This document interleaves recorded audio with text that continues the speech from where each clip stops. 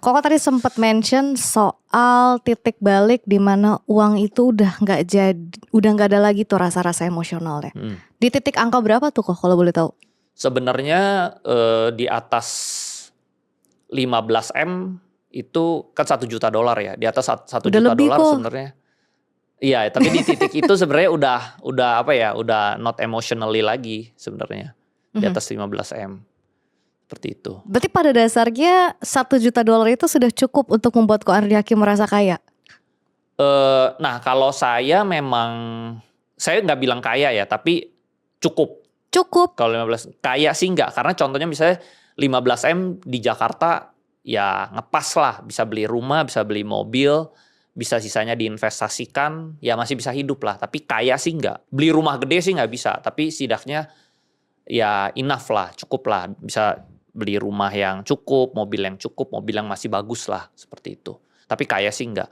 Karena standar kaya saya lumayan tinggi soalnya. Berapa kalau standar kaya saya rendah, mungkin saya nggak ngejar segini ya. Karena saya orangnya nggak cepat puas sih, seperti itu. Kalau menurut saya ya enak sih kalau di atas 100 miliar ya. Aset ya? Enggak, liquid cash. Liquid cash. Liquid. Ya antara dalam bentuk saham atau bentuk cash, karena liquid ya. Kalau aset mah kita nggak bisa makan dari aset kan. Jadi contoh misalnya ada orang bilang, iya gue punya aset 1 triliun. Tapi kan lu nggak bisa makan dari aset 1 triliun itu.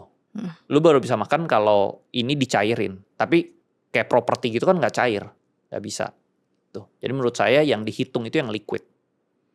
Ada turning point dalam hidup seorang Andri Hakim nggak? Sampai Koko menjadi high achiever? Soalnya saya memang lihatnya kan orang tua saya ya, jadinya saya high achiever gitu loh. Karena orang tua saya kan selalu ngehina-hina, ngejelek-jelekin saya pas dulu saya muda ya. Kenapa tuh kok? Karena mungkin dia suka banding-bandingin kali ya, banding-bandingin sama anak-anak yang lain gitu loh. Oh, Koko ada beberapa bersaudara? Iya, ada beberapa saudara-saudara. Terus dia juga banding-bandingin, suka dijelek-jelekin. Aduh anak yang ini mah gak tau lah mau bisnis apa, mau kerja apa gitu loh. Masa sih seorang Ko Andri Hakim? Ya kayak gitu dulu.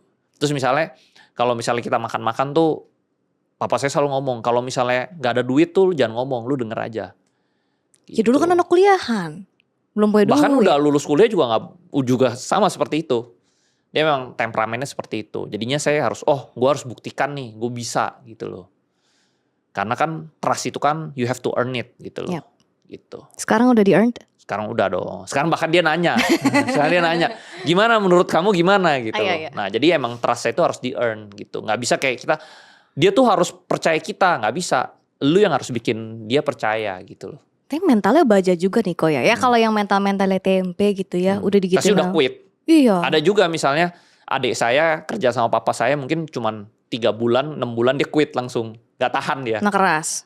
Karena papa saya keras banget. Nah kalau saya tuh lumayan, saya bisa tahan gitu, saya tahan terus. Gitu sih. Nah itu yang bikin saya high achiever jadinya. Gue harus kalahin dia. Karena ada target yang mau dikalahin, kita jadi high achiever. Seandainya misalnya saya lulus dari Amerika, terus papa saya misalnya kasih uang nih 100 juta sebulan. Mungkin saya gak jadi apa-apa sekarang. Karena saya nyaman. Jadi yang bikin orang mati itu dia nyaman. Gitu loh. Kalau saya kan saya gak nyaman, saya mau buktikan, jadinya ya lapar gitu loh. Ya singa kalau udah lapar kan gak galak gitu. Gitu. Jadi makanya saya high achiever karena itu sih. Masih lapar gak kok? Sekarang udah agak kenyang ya. Ya biarpun status turun dikit gak apa-apa. Gak apa-apa, yang penting masih bisa makan. Kembali lagi ke poin itu. Ada angka fix gak sih di kepala Ko Andri? Cukupnya seorang Andri Hakim ini segini atau belum kelihatan? Kalau cukup itu sebenarnya waktu itu target saya sih sebenarnya $1 juta doang, yaitu 15M. Udah jauh berapa tahun lalu. Tapi itu udah hit, kan gak mungkin dong saya stop. Betul. Jadi target berikutnya saya 100, terus 100 saya juga udah hit. Terus sekarang udah lebih dari 100 ya, menurut saya udah good enough lah gitu loh. Kalau sekarang memang turun-turun dikit ya juga, karena kan saya tahu ya naiknya juga cepet banget. Ya turun-turun dikit it's normal lah. Tinggal itu. Ya udah di maintain gitu ya. Di maintain, terus juga saya udah tahu caranya cari sahamnya yang mana yang bakal naik. Ya udah santai aja. It's just a matter of time tuh bakal naik sendiri kok. Saham saya kan masih ada 8 emiten. Tuh 8 emiten tuh saya yakin bakal naik. I see. Gitu. Gak usah jelek-jelek lah. Kalau misalnya Mandiri saya rebound jadi double ke all time high-nya juga itu duit saya udah balik triliuner lagi gitu. Oh, jadi alokasi Bank Mandirinya cukup besar ya? Cukup besar. Jadi saya diem aja gitu, nggak perlu ngapa-ngapain. Biar waktu yang bikin dia naik balik lagi ke semulanya. Ya anaknya kalau Seperti itu. kapitalnya gede gitu ya kok ya? Iya, gitu betul. Jadi emang uang itu permainan angka. Kalau misalnya uangnya kecil, bertumbuhnya susah. Tapi kalau uangnya gede, bertumbuhnya gampang gitu loh. Sama juga seperti ini. Kalau misalnya kan dulu orang tua saya di bank ya. Iya. Papa saya kan punya bank yang kategorinya bank mini ya. Bank mini itu bank buku 1 ya. Berarti modalnya itu di bawah 1 triliun. Kalau bank di bawah 1 triliun itu dia bertumbuhnya susah.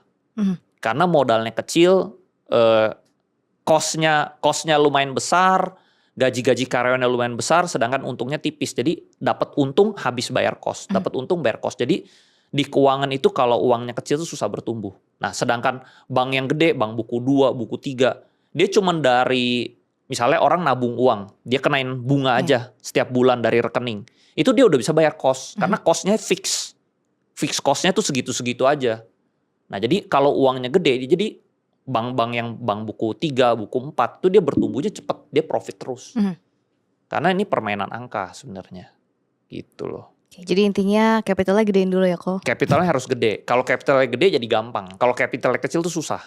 Di keuangan seperti itu. I see. Ko Andri ini kan namanya sempat muncul di HCS ya, High Concentration Shareholder atau HSC. Katanya sih itu kan memang demi transparansi. Tapi kalau kita lihat ada beberapa saham yang baru aja di rebalancing kemarin tuh malah di-kick dan sebenarnya gak ada masalah dengan free float ya kok. Jadi sebenarnya isunya di transparansi atau apa nih kok? Sebenarnya memang kalau asing itu pengennya itu transparansi itu kalau bisa 15%-an gitu loh. Nah, sedangkan kita tahu lah di Indonesia itu kan liquidity-nya kecil sekali. Pemain-pemain sahamnya juga sedikit banget lah.